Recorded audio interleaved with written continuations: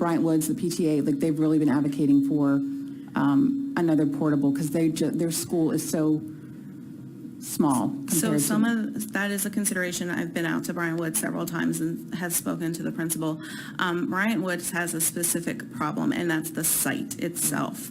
So to put another relocatable on that site is rather difficult. I guess my concern, something kept nagging at me, and I think I figured it out, is if you guys happen to walk into this school, and Ms. Catroni happened to walk into the school and get this request, or was this on the list, like the next thing to do?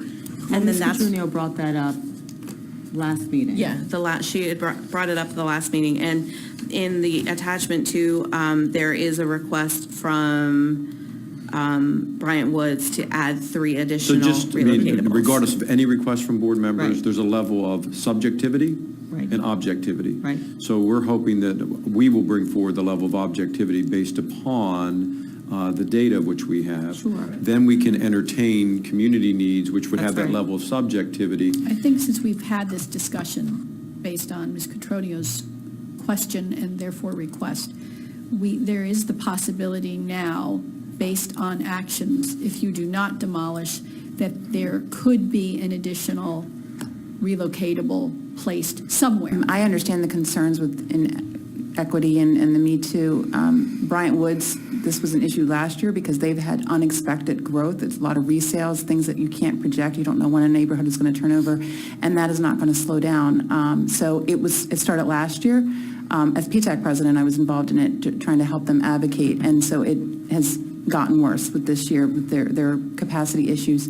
So as a board member, that's my job to advocate for the schools that I go in, and I've been there a couple of times on this very issue. So I just want to make that clear that this wasn't just, they called me up and said, please get us a portable. This has been an ongoing concern of theirs, and that's my job as a Board of Ed member representing their school to advocate for them, because that community does not necessarily have the, sometimes the ability and the time to come and show up here to testify and talk about the capacity issues, but it has been a very serious concern there, not just capacity, but safety.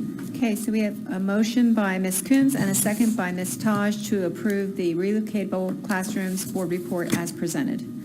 Ms. Catronio. No. Ms. Mallow.